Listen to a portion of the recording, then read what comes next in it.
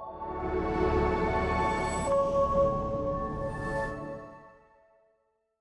right, we ain't keeping it real, and we are back. We have a very special guest, one of my good friends, and I'm very happy to have you here. How you doing, Cebo? I'm good, man. How are you, Rico? I'm doing great. Nah, this is the takeover, y'all. This is the takeover. This is creating energy beyond the ordinary. I'm taking over, keeping it real with Rico. No, I'm joking. It's your show. Let's go. Let's go. I like that. I like the introduction. How you feeling, bro? I'm feeling good. This is a nice setup you got here, bro. I don't know if they know, but like the knowledge and the four elements and keeping it real, yo. This is what's up. I appreciate that. Up, you know. I appreciate that. Thank you. I mean, having you all the way from New York City here, sharing your experience, sharing your knowledge, it's a blessing. So thank you. Yeah, man. Calgary's far, bro. I know. Wow, we actually in Red Deer, but you know, Alberta, Calgary, Red Deer. You know, that's right. The whole that whole up top joint, the red dot, the red leaf. This is how we do it in Canada. Yeah, this is definitely how you do it in Canada. This is dope, though. This is fire. Thank you. So, of course, our topic today is East Coast street and club styles. Now, before we even begin, can you educate us on that? A lot of people don't know the difference on street and club dance. Okay. So, you know, for a good period of time, if not from the beginning of this, everyone referred to everything that we did in the dance world as hip hop. Right. And as you know, street and club dance contains a lot of different dance styles. There's popping, there's locking, there's breaking, hip hop, house, Chicago footwork, light feet. There's so many different styles of dance under it. Some of which are done on the street and some of which are done in the club. So let's go back to earlier days, like early 80s or whatever. You would never see house dancing on the street. No. That was strictly something that was done in the club. Right. Whereas if you were out on the street, you would definitely see some popping or locking or breaking. Breaking is the first dance done to hip hop, but popping and locking is from funk styles. So we needed to be clear about the delineation between these styles, and hip hop just isn't a good umbrella. It's a good umbrella for the culture, but it isn't a good umbrella for the dance. Right. And I think that's what, like, the misunderstanding here in our community is what really hip hop is. Right. So under the umbrella of hip hop, there's so many other styles. Correct. Things, right? And they go hand to hand. A lot of people don't know that house dancers are also hip hop dancers. Correct. And vice versa. Correct. Breakers can do hip hop. Correct. I mean, a lot of people don't know that breaking is one of the original styles of hip hop. Right. Well, I mean, when we talk about the elements of hip hop, we talk about graffiti. We talk about DJ, we talk about MC, graffiti, and then we talk about dance. And the dance element that was originally done to the break beats was breaking. So breaking is the first hip hop dance. After that, then we started doing what they would call freestyling or clubbing, and that's what we call freestyle hip hop today. That has now transgressed into light feet. Right. So it's just like a continuation of the styles happening. In the early 80s, while breaking was going on, there was another thing going on that had been started way before the 80s in the late 60s, early 70s called locking and popping. It wasn't as major on the East as it was on the West because that's where it was born, on the West. And so locking and popping was going on the West Coast. And then on the East Coast, we had breaking. And then once the movie came out and once Jam on the Groove happened and then all of those cultures started to mix, you had East Coast dancers going to the West and West coming to the East. And that's how that popping and locking and breaking started to mix together. To majority of the street performances that you see now today include one or two or all three of those styles, because that's just what gets people amped up on the street is those three styles for sure. It's so interesting that back in the day, they didn't have access to what we have, the technology that we have. And these three styles, popping, locking, and breaking, were done to the same type of music, which is funk. Right. Mainly James Brown. Correct. Things like that. So it's really cool. I mean, yeah, I mean, that was the thing that brought us all together was music. And it's always been the thing that brought us together was music. So, I mean, how we would get it was pretty much how they get it now. But, you know, you would see snippets of things on TV. Soul Train was a huge impact on how culture was spread out from one neighborhood to another, because we would watch Soul Train on Saturdays and imitate the things that we saw on Soul Train. Yeah. We didn't necessarily know it was locking. It wasn't like they were saying that they were doing locking. It was just a dance that was being done. And so we did it. Right. And then we found a way to do it our way. And then that's how hitting became such a thing in New York. It's pretty much what we call popping in New York is hitting. And you would go out and you would hit. And it was just like, you know, you were either breaker or you were a hitter, and then you would mix the two. So if you were standing up and you were doing your top rock, there was definitely some pop that was going to be in there. Right. You know what I mean? And then you would take it down to the floor. So interesting that you say that, because me growing up in Mexico City, obviously didn't speak English back then. And you can tell me if this happens also in New York, because back in the day, for my understanding, people will be like, pop lock. What are you doing? I'm pop locking. And, you know, over the years, doing some studies, things like that, it's not what really is. Popping is one thing, lock is another. What is your take on that? Do you ever hear that term? I did hear that term, but I actually didn't hear it in New York. You know, when I first got to New York, I was in the Bronx, and then I went to Far Rockaway, and then we moved to Jersey. When I got to Jersey is the first time I heard the term pop locking. Okay. I think when I was in New York, everyone either referred to it as b-boying or just getting down or getting busy. Like I don't think I didn't hear anybody anyway in any of the circles that I was in call it pop locking. Until I got to Jersey. And then when I got to Jersey, that's when heads was like, oh, you still do that pop locking? And I was like, what is that? And I just think that came with the onslaught of people realizing that popping and locking were a thing on the East, and they didn't know the differentiation between the two. Right. So they would just say it together. Right, because they're two very different styles. They're two very, very different styles. And it's in the reverse order. It's locking and then popping. So it should be, if anything, it should be like lock popping, not pop locking. You know, semantics. Well, this is the beauty of connecting with people. Right. Within the culture. Right. We're born, raised, and me, myself, I always look for education, how to get educated so I can pass it along to the generation. Right. The kids that we're involved with in teaching. So I want you to share the story that you shared with me a while back, where your first experience watching the B-boys when you got to the neighborhood. Okay. And you look at the B-boys. So breaking. Again, you know, my family's from the Caribbean, Antigua. I was born in St. Thomas. And so we moved to the Bronx. And the first time we got there, you had to catch a train up to 3 train to Yankee Stadium, 161 River Avenue, and you come down, it's an elevated line. You come down the elevated line, and there's a McDonald's right there on the corner. And right there in front of that McDonald's, they had the cardboard out. Mind you, we just get into the Bronx, just arrived. You know what I'm saying? This is 1980. We just landed there, and these kids are out there getting it. I had no idea what I was seeing, what I was doing, that it was even hip hop, that it would become my life. I just knew that whatever they was doing right there, I wanted to do that. And then from that moment on, any glimpse or shimmer of that I could catch, I was just trying to repeat whatever I saw, like whether it was like a little 6-step or 3-step or a swipe or a CC, whatever it was, I was just trying to copy it.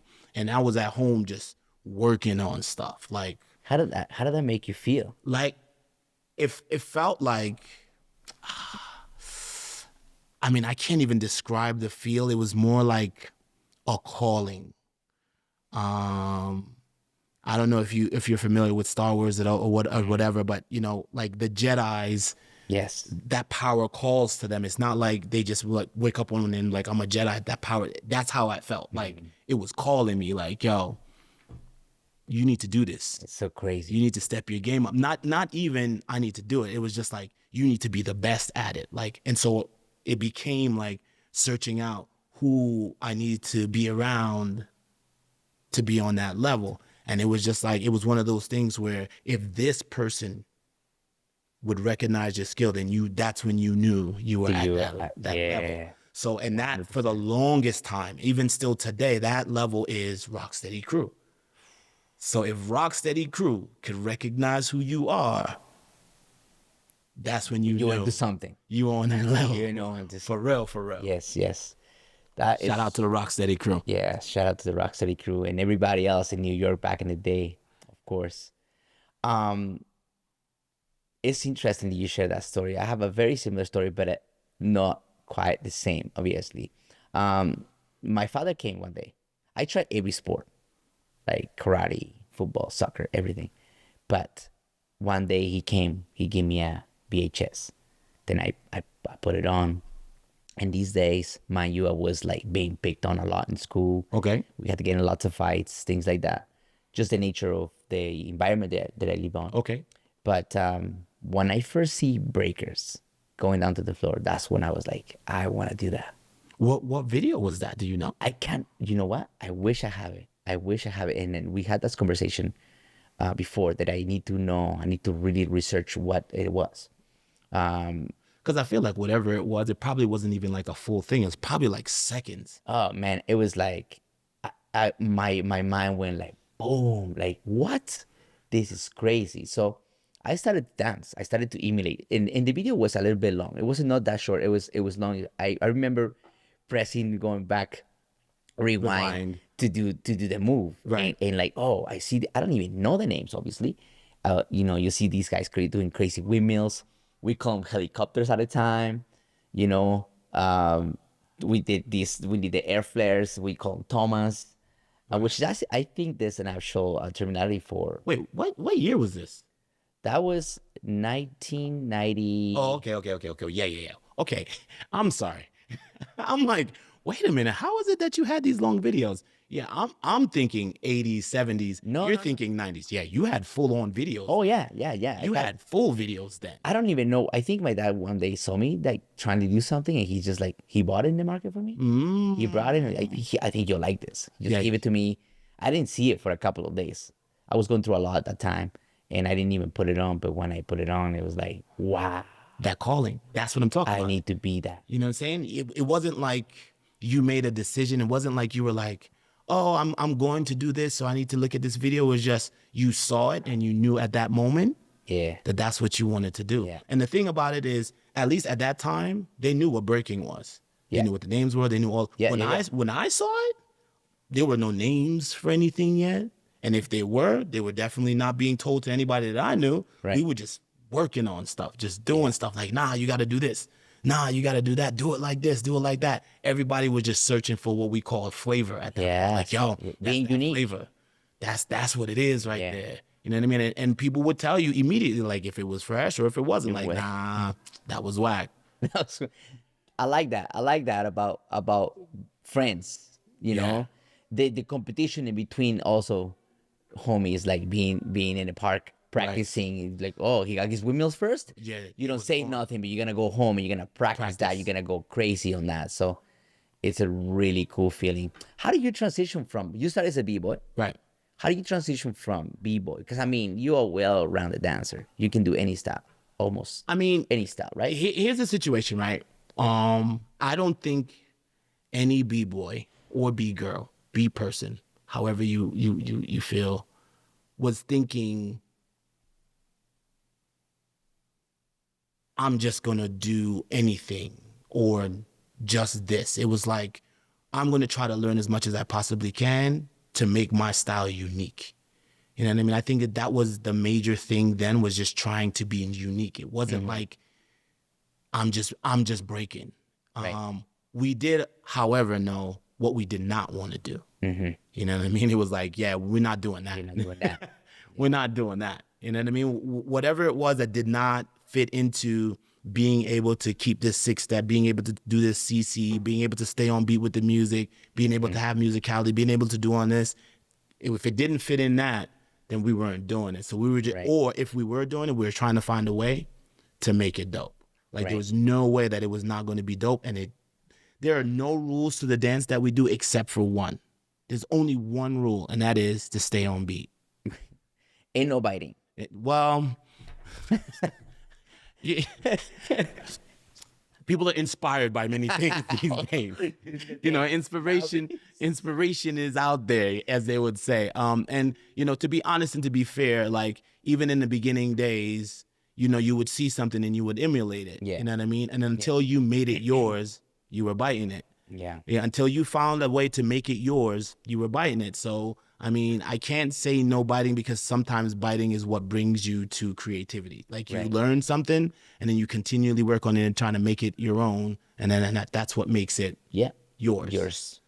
You develop your own style as well. Yeah, on top of that. And I mean, everybody does flares. Everybody does nails. Everybody does how you do it. But it's how you do it. How you get into it. And how you get out of it. Exactly. Right? That's the important part. Exactly so that. Cool. So I mean, that's what the difference is between doing the dance and just doing the moves. Yeah, absolutely.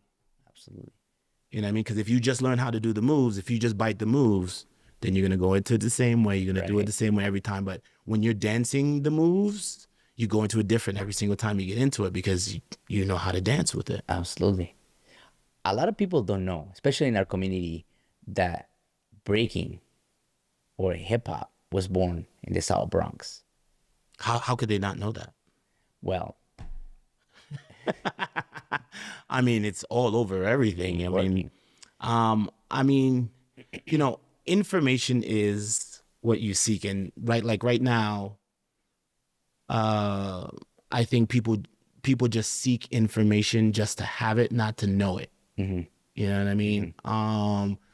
If you talk to most of the B-boys that started off, they will tell you they knew that at some point in their career they needed to visit New York.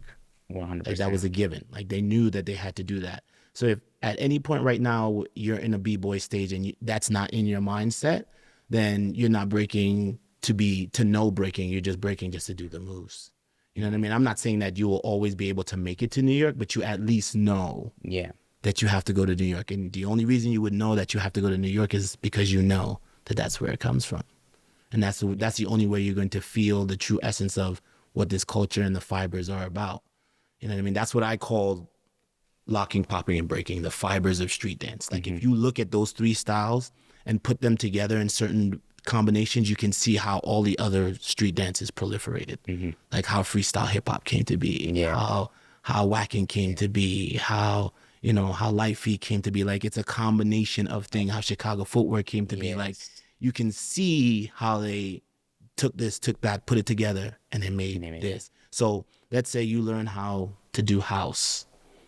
Learning how to do house is great, but if you add popping to it, it makes it even better. But learning how to house doesn't necessarily make your popping better. Mm-hmm. You know what I mean? That's why they're the fibers. Like popping is popping. Like it's a building block. It's a foundation. Yeah. You know what I mean? You use it to build onto things. Onto that. Absolutely. So a lot of people know you mainly for house dancing. Right. Around the world. How do you first got into house? House is actually the last dance that I learned, believe it or not, in the street. Well, not the last. I would say I didn't learn locking. I just knew of the dance from Soul Train, but I didn't know it was locking. Mm-hmm. In fact, they called it rerun around the way. Everybody was calling, oh, you do the rerun dance. Mm-hmm. You know what I mean? Because there was a show called What's Happening, and the main character on that show is Rerun, who is Barry Penguin from The Lockers. Yes. And he would do locking on the TV show. So everyone knew that dance style as the rerun. Right? So, I mean, I knew of it, but it was a dance that people did to clown other people, to like joke around and be funny, because that was his character on the show. Right. It wasn't something that was done to be serious. Mm-hmm. I didn't see it done seriously, like on a higher level, until I got to Japan. And then it was just like, whoa. And that was actually like the last dance style that I learned, like I actually studied and was training in. So I started off as a B-boy. And when you start off as a B-boy, you're out on the streets and you learn how to pop. Mm-hmm. And you're hitting out on the street. Shout out to West Fourth. And then from there, when things got dangerous out on the street, I was like, this ain't it. And then my brothers came home and were like going out to the clubs. And I'm like just watching them get ready for the club and all that kind of stuff, because at the time I wasn't old enough to go. The minute I hit 13, 14, my brother was like, all right, you coming to the club.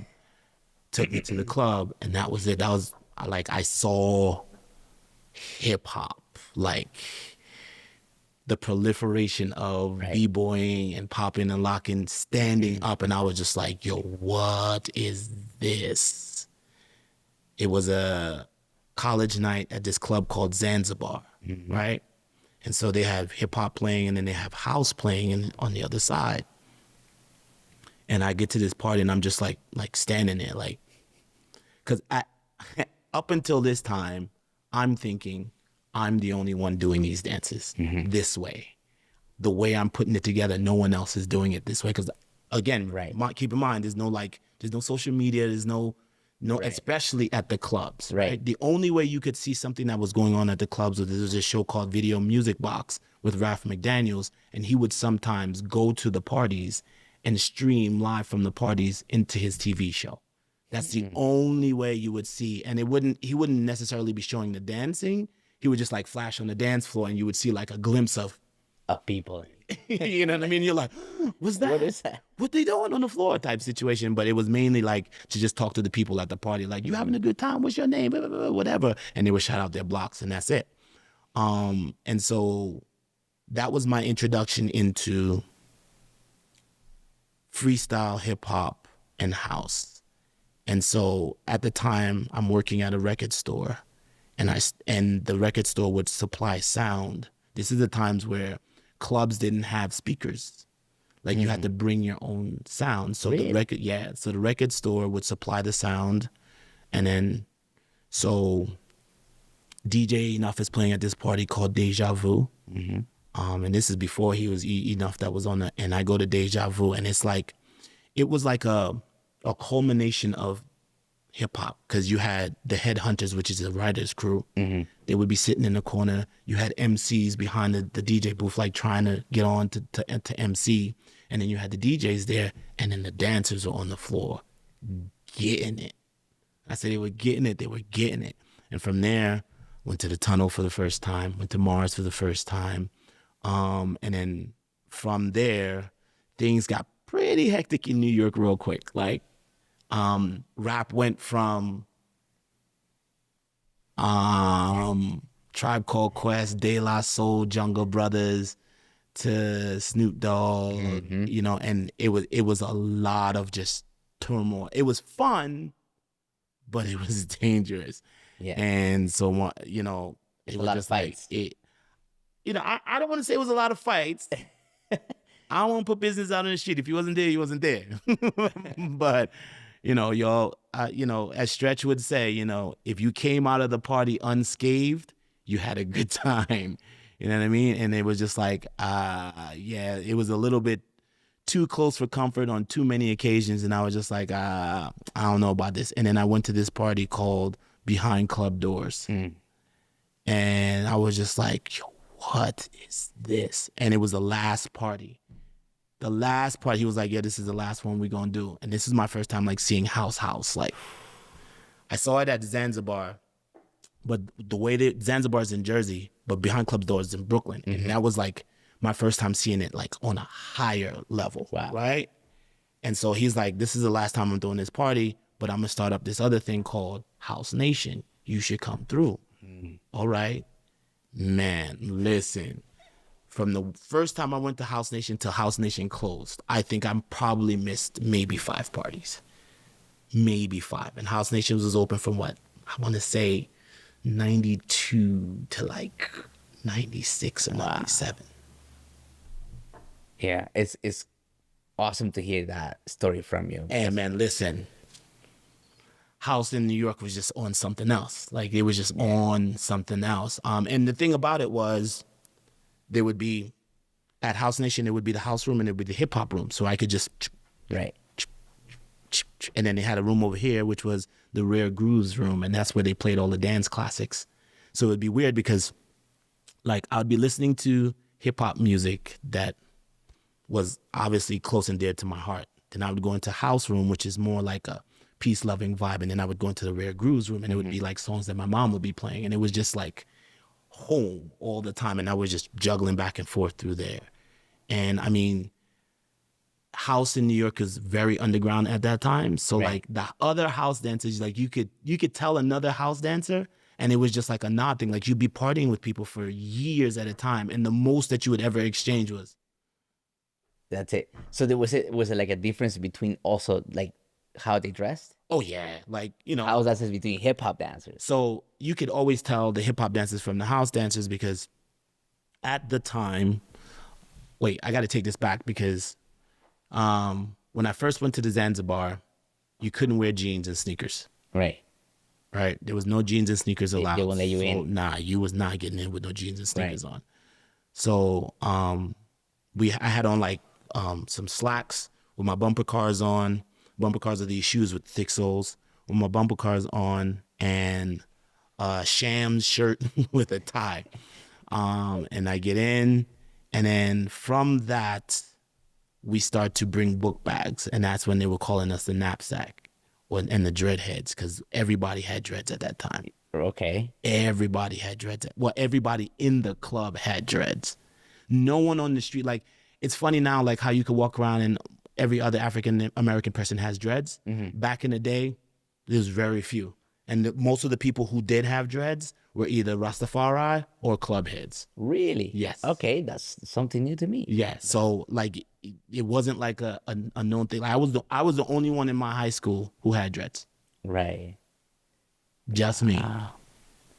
So house started in Chicago. Yes, house music started. House music in Chicago. Okay. Then it got popular in New York. Correct. So house music started in Chicago, and subsequently whatever dance that they were doing to house in Chicago started there as well. Then house music came to New York, right? House music made it to New York, and then the dance that we started doing to it became known as house, which was a combination of hip hop and all the other stuff that we were doing, just sped up to match the house. And that's what the world knows as house dance.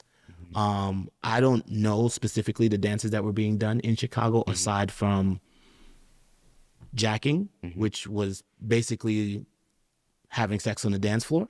Right. And so, to my knowledge, the music of house is definitely from Chicago. And I'm sure that there was a dance being done to house when that was being played. But the dance that the world knows as house comes from New York. Right. For sure. Awesome. That being said, you work with a lot of people around the world. You also have a studio of your own in Japan. Correct. How do you feel when you share all this information with the new generation, with children and people around the world? I mean, that's part of why my company is called Next Generation and not Cebo's company. Right.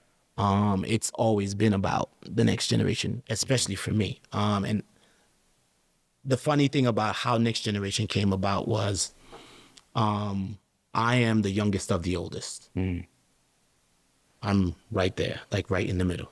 You know what I mean? I'm the youngest of the stretch generation, but I'm the oldest of the next generation. Right. You know what I mean? So I'm literally the youngest of the oldest, right? And so when that switch over was happening, Brian Green was throwing a party called House Dance Conference, and he wanted to like introduce the newer dancers that was coming up. And so he called Lenny, who was a member of Next Generation, and Lenny organized us and was like, yeah, Brian wants to do this thing and he wants to call it New Generation. My ego was not having that. My ego was like, I'm not new. I've been around. You know what I'm saying? I've been here for a minute. I'm not new. And so, we went back and forth with Brian about it. I was like, if anything, we the next, but I'm definitely not new. And so that's how Next Generation came to be. Cool. And so it's always been, for Next Generation anyway, about getting this information and sharing it as best as we possibly can, Right. because that's what was done for us. A lot of people will be like, oh, well, you know, this generation didn't share this and didn't do that. They embraced us when we got to the club. I'm not going to hold you. Was it an easy embrace? No. It wasn't like we just walked in and it was like, yo, you're dope, come on. No, it was like we had to prove that we wanted to do this. And once they saw that we wanted to do it, then they would invest in us and be like, oh, all right, shorty, I see you. I see you doing your thing. You should do this and do that. And it would bring us to, I'm in the club dancing one day, Justice walks up to me and is like, yo, you gotta come to the practice. I'm like, practice? What practice you talking about? And he's like, yo, you gotta come to Faisal's. Faisal's, where's that? It's on 46 and 8th. You gotta come through. I bet. Send me the address or whatever. I'm trying to find Faiz. I'm walking up and down 8th Avenue. Can't find it. It's a small little tiny door in between a falafel spot and a triple X place. And I'm like, where is it? Where is it? Couldn't find. Like, if you did not know exactly where you were going, you was not going to find Faisal Studios. But I found it, and when I got in there, that was my introduction to all the people that I know. Right. You know what I mean? That's when the Ejos and the Khalifs and the Qs and Brian's and the Joeys and everybody was just like practicing, like getting it in. I'm like, oh, this is what y'all doing? Let's go. Let's go. You know what I mean? So, I mean, it's always been about sharing the information, but I just feel like a lot of the younger generation feel like it's just information that should be given to them.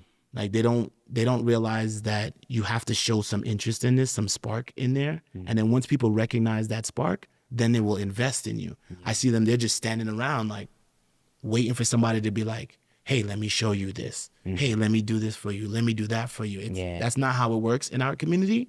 You have to first show some initiative, some gumption, if you will. And then people will then invest in you like, all right, I see what you're doing.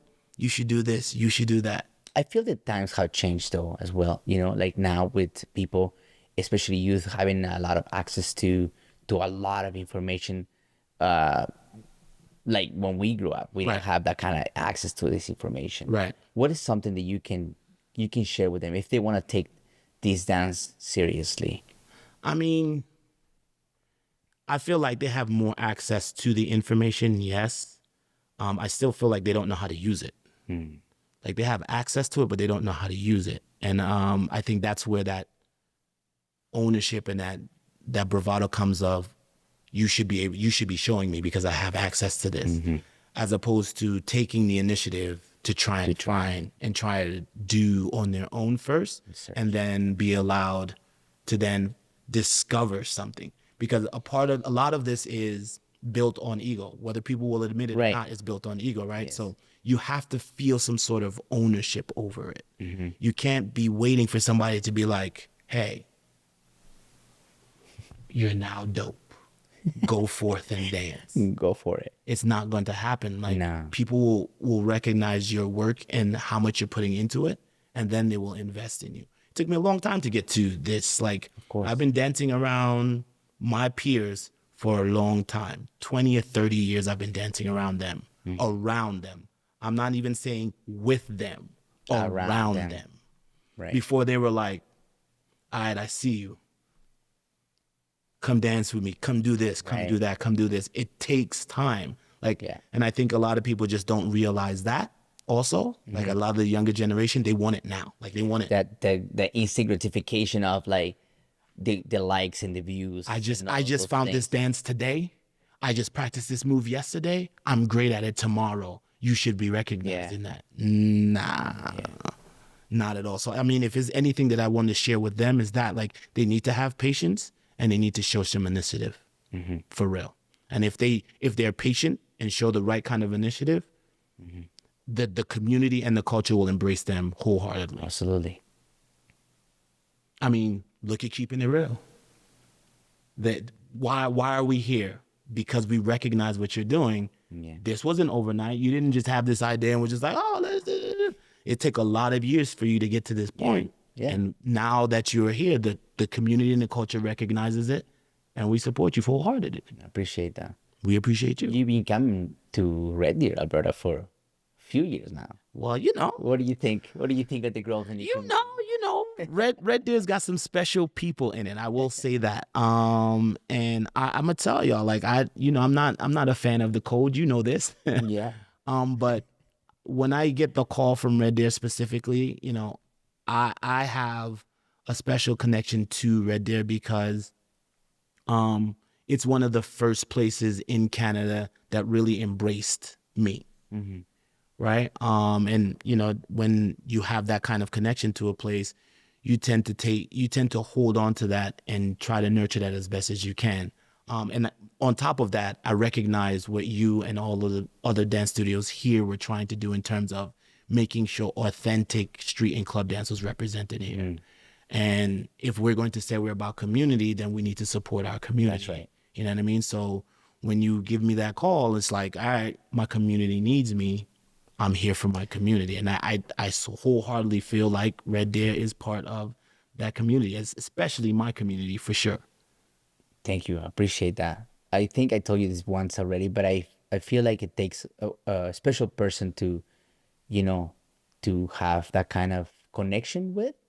But not just that, the way you go about your business and the way you conduct a business, in the professional way.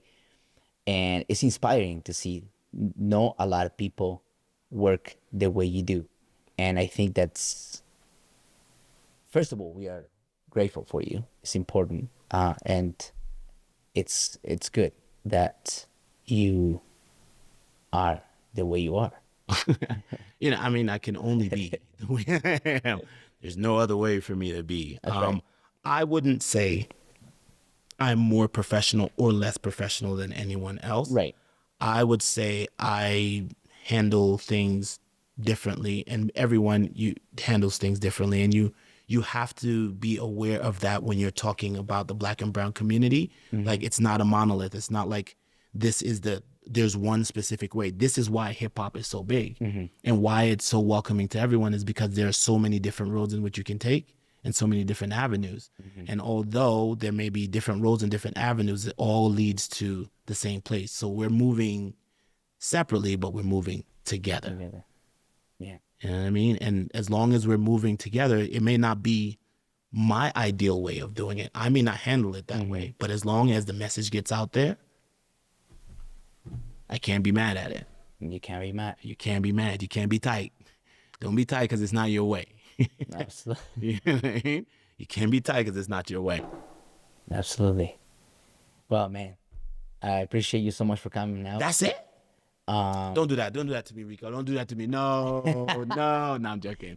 It was a pleasure, man. I'm glad that you had me here. Keeping it real is what it is. And thank you so much. I need more of this, not less. You know what I mean? So the more of these types of podcasts, the more of types of events, the more types of places like Red Deer that embrace street and club dance culture, the bigger it will become. So I thank you for having me. Absolutely. At Keeping It Real with Rico. Keeping it real. Rico Suave. You already know. I appreciate you, sir. Thank you so much for coming.